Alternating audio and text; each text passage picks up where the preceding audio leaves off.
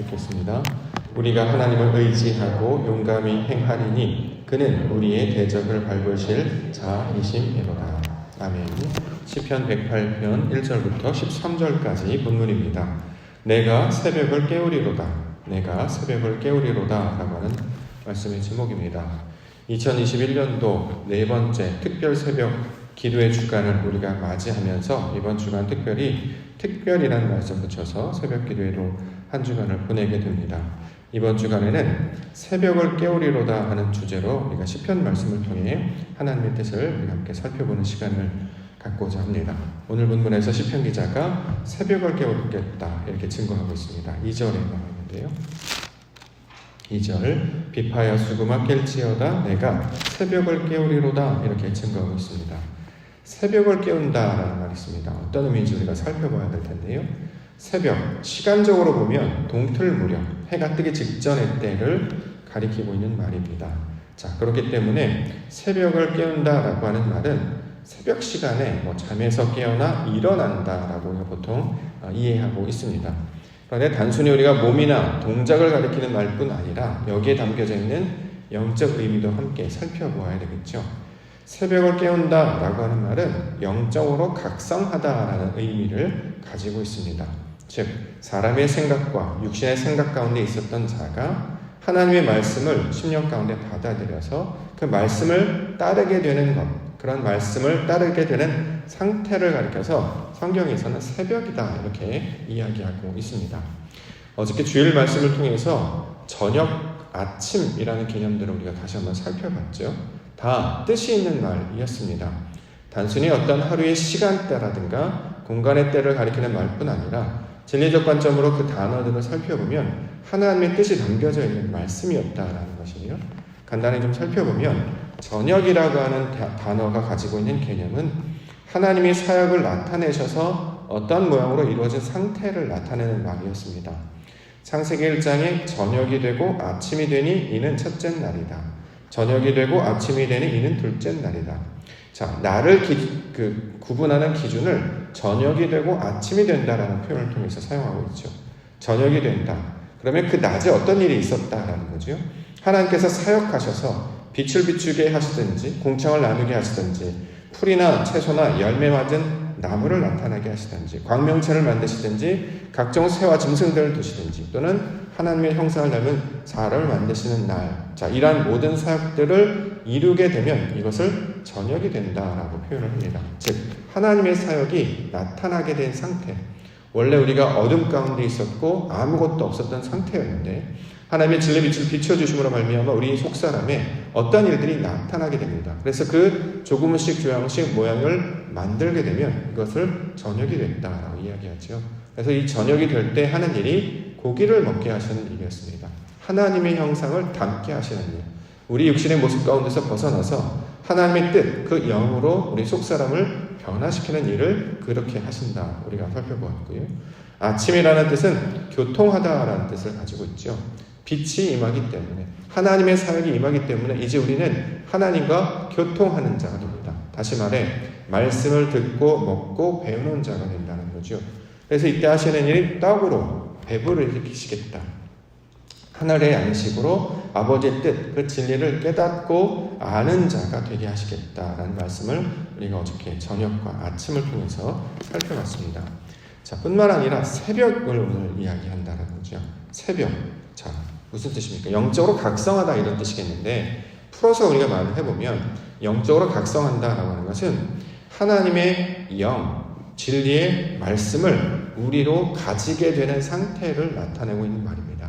그래서 우리가 이제 이걸 글자로도 볼 때 새벽은 동이 트기 막 직전이잖아요. 빛이 비출 것을 기대하는 마음으로, 아침을 기대하는 마음으로 있는 그 시간대가 된다는 거죠. 하나님의 역사가 나타나게 되는 것, 예수 그리스도가 다시 오게 될 것을 기대하는 그 상태, 그 소망의 상태가 되는 이유가 무엇이냐면 우리 안에 하나님의 뜻이 임하였기 때문에 그렇습니다. 말씀으로 진리로 가르쳐 주셔서 하나님이 어떠한 일을 하실 거란 기대감을 갖게 하신다는 거죠. 왜 그러느냐? 영이 우리 안에 다시 임하게 되었다라는 증거입니다. 진리가 우리 안에 역사하고 있다라는 증거고 하나님의 생명이 우리 안에 만들어지고 있다라는 증거입니다. 그렇기 때문에 아침을 밝을 것을 기대하는 마음으로, 그 소망하는 마음으로 하나님께서 우리를 온전하고 완전하게 구원하실 것을 기다리는 마음, 그런 백성이 되는 것을 새벽이 된다라고 이야기하고 이것을 새벽을 깨운다라고 지금 설명하고 있습니다. 2절에 나타나고 있는 비파, 수금, 이거는 악기들을 가리키는 말로도 우리가 보고 있는데요. 실제로는 악기라는 의미도 있겠습니다만 가장 중요한 건 그 기능이 중요한 건 아니겠습니까? 소리를 낸다라는 거죠. 여기서 말하는 소리는 하나님께서 원하시는 그 소리를 말하고 있습니다. 원래 19편 3절에 보면 하나님은 언어도 없고 말씀도 없고 소리가 없는 분이셨는데 그가 소리를 우리를 통해서 나타내신다라는 거예요. 그래서 이것을 비파, 수금이라는 말로 설명하고 있습니다. 악기를 연주하다라는 것이라기보다는 하나님의 뜻, 아버지의 그 영이 우리 안에 내주하심으로 우리가 말하는 소리가 되는 것을 이 비파나 수금이라는 말로 지금 표현을 하고 있는 것입니다. 자, 이렇게 하나님의 말씀으로 말미암아 그가 가지신 그 진리의 말씀을 가지는 자가 되어서 빛이 임할 것을 아는 자, 하나님의 역사하실 것을 기대하는 자, 하나님의 소망, 하나님께서 우리 가운데 함께 하실 것을 바라보는 자가 될 것을 성경에서는 새벽이라고 이야기하고 그 새벽을 깨우는 자로 이제 시편 기자가 그 모양을 말씀하고 있습니다. 그럼 이 새벽을 깨우는 자, 누구를 가리키고 있는 말입니까? 우리가 신약 가운데 이걸 적용해 본다면 교회가 바로 그런 일들을 하고 있는 거죠. 하나님께서 함께 하실 것을, 예수 그리스도가 다시 오실 것을, 우리가 부활의 생명을 다시 얻게 될 것을 기대하고 바라보고 소망하는 자는 그 말씀의 약속을 가진 자들만이 이것들을 바라고 소망하게 됩니다. 그러므로 새벽을 깨우는 자들은 누구냐면 성도들을 가리키고 있는 말입니다. 교회가 바로 새벽을 깨우는 자들이 된다는 거죠. 단순히 새벽에 일어나서 새벽 예배, 새벽 기도회를 한다 뿐만이 아니라 그것만을 가리키는 것이 아니라 하나님이 일하실 것을 기대하는 자들이 된다라는 것입니다. 삶의 모양이, 삶의 형편이 막장 같고 어둠 같고 저 인생의 황무지 같으나 아버지 하나님 빛을 비춰주시면 그것이 곧 일어나게 될 것이기 때문에 내가 비록 지금은 온전하게 다 깨달을 수 없사오나 그 희미한 불빛만으로도 하나님의 것을 기대하며 마치 그것이 임하게 될 것을 아는 자가 될 때, 이 소망하는 자가 될 때 이것을 내가 새벽을 깨운다라는 말씀으로 가르쳐주고 있습니다. 그러므로 세상 가운데 교회를 향해서 성도를 향해서 빛이라 라고 이야기하는 이유가 그가 빛이 아니라 빛을 기대하고 바라는 자들이 되기 때문입니다. 우리가 이제 한 주간 새벽에 관한 주제를 통해서 말씀을 살펴보고자 하는데요. 하나님을 기대하는 자들 되시는 우리 믿음의 성도님들 되기를 원합니다. 아버지께서 역사하실 것입니다. 그가 오실 것입니다. 그가 우리를 인도하실 것이고 그가 우리를 붙들어 주실 것입니다. 이 소망을 가지고 세상 가운데 주의 복음을 증거하고 전하는 우리 믿음의 성도님들 되시기를 주의로 간절히 축원합니다. 말씀을 살펴보고자 합니다. 자, 그러면 새벽을 깨운다라는 말이 어떤 의미인지 첫 번째는 마음을 정한다라는 말로 설명하고 있습니다. 1절에 하나님이여 내 마음을 정하였사오니 내가 노래하며 나의 마음을 다하여 찬양하리로다. 자, 첫 번째 구절은 전체 내용을 알리고 있는 하나의 방향을 알려주고 있죠. 자, 마음을 정했다라고 하는 표현이 무엇이냐? 하나님의 것으로 채워지는 것을 마음을 정한다 이렇게 설명하고 있습니다. 원래 하나님의 것이 뭔지 몰랐죠. 육신의 사람이었기 때문에 그냥 나는 내 소욕, 내 마음, 내 뜻만 있었습니다. 그런데 하나님께서 빛을 비춰주셨고요. 진리의 말씀을 듣게 하셔서 하나님의 것이 바로 이런 것이구나를 알게 되었다는 거죠. 이전에 육신의 사람이었을 때는 세상에서 말하는 것들만 구했습니다. 세상에서 말하는 그 복이라고 하는 것들, 사람들이 찾는 그것들만 구했던 거죠. 그런데 예수님께서 우리에게 오셔서 주기도를 가르쳐 주신 것처럼 너희는 세상 사람들이 구하는 그것을 구하지 말고 세상 사람들은 알지도 못하고 경험하지도 못하고 깨달을 수도 없는 그것을 구해야 된다라고 하셨고 그것이 바로 하나님의 것이었음을 가르쳐 주셨습니다. 자, 이렇게 나의 것에서 하나님의 것을 구하는 자가 될 때 이것을 마음을 정한다라는 표현으로 설명하고 있습니다.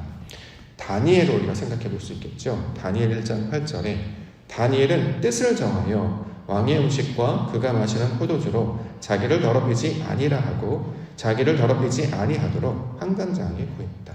다니엘이 뜻을 정했대요. 뭐 결심했다 뭐 이런 말로 우리가 이제 번역해서 이해하는데, 이 의미를 풀어보면 마음 안에 하나님의 말씀을 두는 것을 뜻을 정하다라는 말로 사용하고 있습니다. 내가 결심해서 한다고 하는 게 아니라 내 의지로 하는 게 아니고요. 내 안에 말씀이 들어와 있어야 돼요. 이 심령 가운데 하나님의 진리가 자리를 잡고 있어야 그것이 바로 뜻을 정하는 것이고 마음을 정하는 것이고, 이걸 다른 말로 새벽을 깨운다라는 말과 똑같은 의미가 된다는 거죠. 자, 이것을 가리키고 있는 말입니다. 에스겔서 36장 26절에 또 새 영을 너희 속에 두고 새 마음을 너희에게 주되 너희 육신에서 굳은 마음을 제거하고 부드러운 마음을 줄 것이며, 하나님께서 영을 주신대요. 마음을 주신대요. 어디로요? 우리 마음 가운데 주신다는 거죠. 그래서 그것을 마음 가운데 자리 잡도록 두시는 거예요. 하나님이 내 마음 가운데 찾아오셔서 진리의 성령으로 찾아오셔서 내 마음 가운데 자리를 잡고 계시는 거예요. 자, 이런 것을 가리켜서 마음을 정한다라는 거죠. 그러므로 우리가 일상을 살아갈 때 마음을 정한 자가 된다는 것은 자신의 생각과 결심으로 산다는 것이 아니고 하나님의 말씀을 그 진리로 받아서 아버지의 말씀으로 살겠습니다라고 이야기하는 것입니다. 말씀으로 반응하는 자가 됩니다. 내 안에 말씀이 있으면 세상의 것들을 말씀으로 해석하지요. 하나님의 뜻으로 바라보게 되는 것입니다.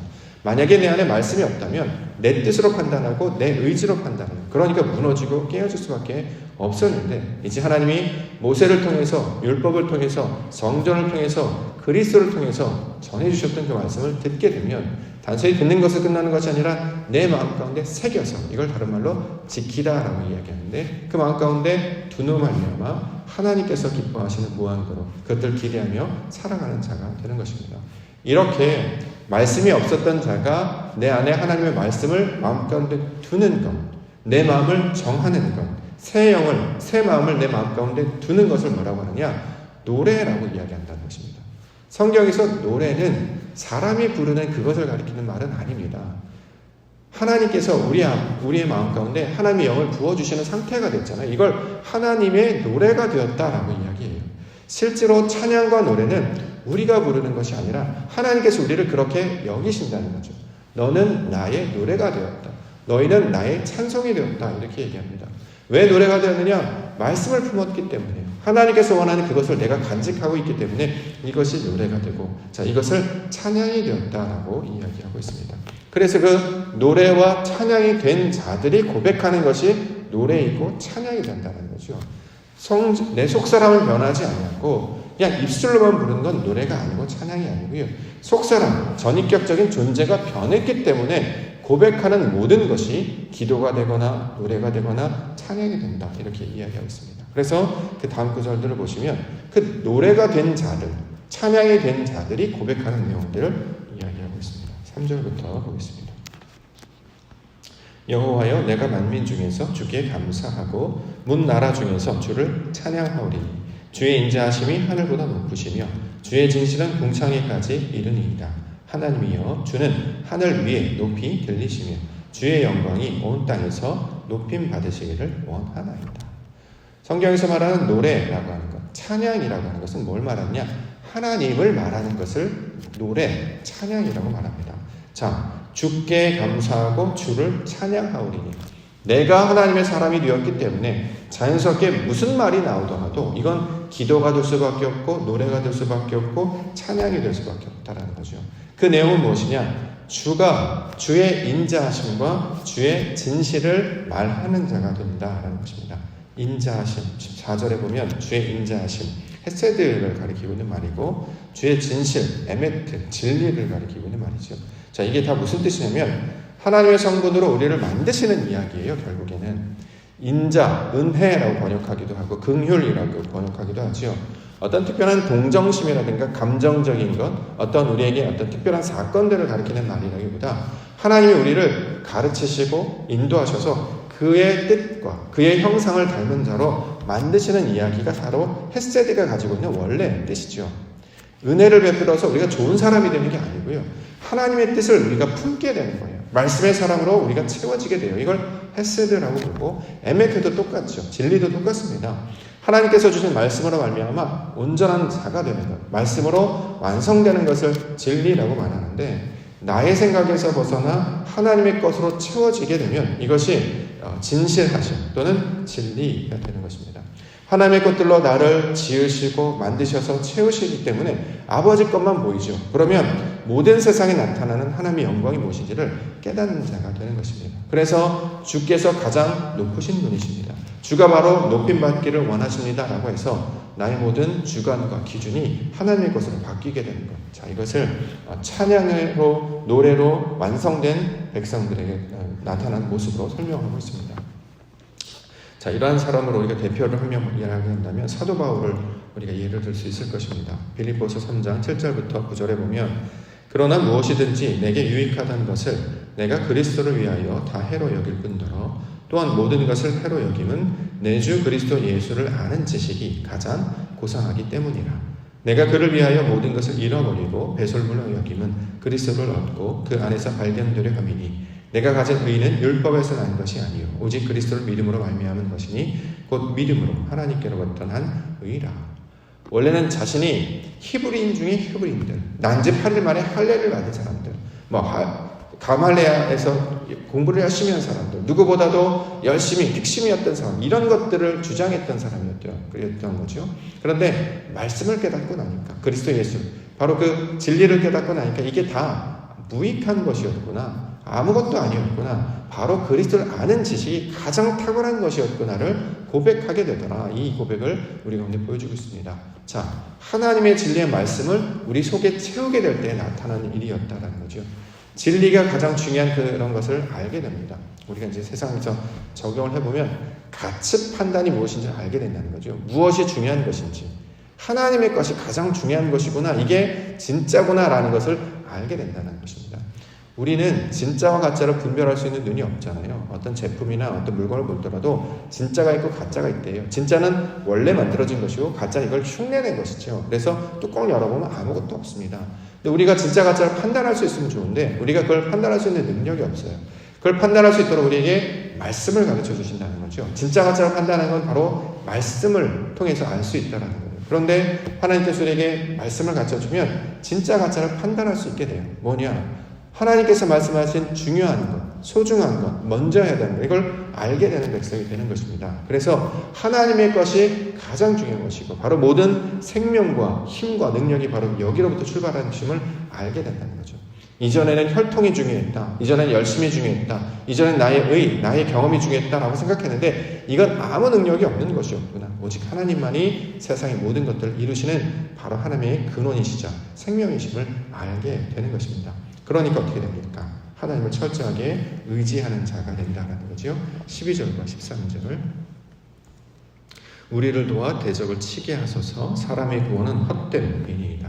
우리가 하나님을 의지하고 용감히 행하리니 그는 우리의 대적들을 밟으실 자이심이로다. 대적이라는 말도 나왔죠. 대적, 누구를 가리키는 말입니까? 우리를 가리키는 말입니다. 나의 옛사람, 육신적 본성을 가리키는 말이에요. 다른 사람이 아닙니다. 하나님은 절대 다른 사람한테 복수하라는 말 하지 않으셨어요. 나를 변화시키는 것이죠. 그래서 늘 육신의 사람에게 졌던 나였어요. 과거의 생각들, 육신의 한계, 내가 가지고 있던 경험, 내가 가진 의, 항상 이것들이 하나님의 뜻을 대적하는 자였다는 거죠. 근데 진리의 말씀을 깨닫고 나니까 하나님의 뜻이 이것들을 이겨내더라. 따라서 하나님을 의지하는 자가 됩니다. 나를 의지하지 아니하고 나의 지식과 나의 경험과 내가 가진 출신 하나도 의지하지 아니하고 오직 하나님만을 의지하게 되게 만드시는 일, 이것이 바로 하나님께서 우리 가운데 주시는 구원의 내용입니다. 실제로 신앙이 바로 이것이죠. 구원도 이것입니다. 나를 의지하지 아니하고 하나님만 의지하게 하는 것, 그 진리만 따르게 하는 것, 그 하나님의 인도하심만 붙잡게 하는 것이 바로 구원이며 생명인데, 자, 이것들을 알게 되어서 실제로 삶 가운데 나의 육신을 하나님의 말씀으로 이기게 하옵소서. 하나님의 뜻을 따라, 하나님의 기뻐하심을 따라 사는 자가 되게 하여 주시옵소서. 이렇게 우리를 만들어 주신다, 이렇게 얘기합니다. 그래서 의지하다, 강하다, 담대하다는 다 하나님을 아는 자들만이 나타나는 특성이 된다는 거죠. 내가 강해야 되겠다, 내가 담대해야 되겠다, 이래서 어려지는 것이 아니고 하나님께 붙들려야겠어요. 아버지께서 원하시는 그 진리가 무엇인지, 그 뜻이 무엇인지를 알아야 담대하고 강한 자가 되지 않겠습니까? 자, 이것을 우리 가운데 가르쳐주고 있는 말입니다. 바로 그러한 모양대로 내가 살겠다라고 하는 고백이 새벽을 깨운다라는 말씀입니다. 영적 각성. 하나님의 말씀으로 사는 자. 나의 육신의 소욕과 사람의 생각의 경험과 내 의지가 아니라 하나님이 주신 그 말씀의 뜻을 따라 하나님이 기뻐하신 그 모양을 따라 내 마음과 몸을 드리는 것. 그래서 내 마음 가운데 말씀이 들어와 그것으로 반응하는 삶이 되는 것을 가리켜서 새벽을 깨우는 자의 모습으로 설명하고 있습니다. 자, 이것을 다른 말로 하면 아멘이 되는 것을 가리키고 있는 말이죠. 하나님의 말씀에 사람이 되는 것. 바로 옥토교회를 그러한 교회로 우리를 불러주신 줄 믿습니다. 말씀에 반응하는 자, 하나님의 뜻에 반응하는 자. 그래서 하나님의 이름이 선포되면 그 앞에 엎드려 모든 것들 순종하며 모든 걸 내어 맡기는 자가 된다는 거죠. 왜요? 그분이 생명이시기 때문입니다. 그분이 능력이세요. 사람들이 아무리 많이 모여서 으쌰으쌰하고 사람들이 아무리 모여서 계획을 하고 작전을 짤지라도 하나님께서 이루시게 하지 않으면 아무 일도 일어나지 않는다는 걸 우리가 알고 있는 사람 아닙니까? 자, 이것을 반응하도록 성도를 부르시고 교회를 세우셨습니다. 이를 통해서 새벽을 깨우게 하셨다는 거죠. 우리가 단순히 새벽 예배를 드리는 것뿐만이 아니라 영적 각성을 통해 말씀으로 붙들고 주의 오심을 기다리며 그의 나타나심을 소망하는 자로 살겠습니다. 이것들을 기대하고 기도하는 자가 되는 것을 나의 노래가 되었다, 찬송이 되었다라고 말씀하고 있습니다. 이렇게 하나님의 노래가 되시고 하나님의 찬송이 되셔서 주의 영광을 이루시는, 그렇게 새벽을 깨우셔서 빛으로 임하신 그 주님의 영광을 함께 맞이하시는 우리 믿음의 성도님들 되기를 원합니다.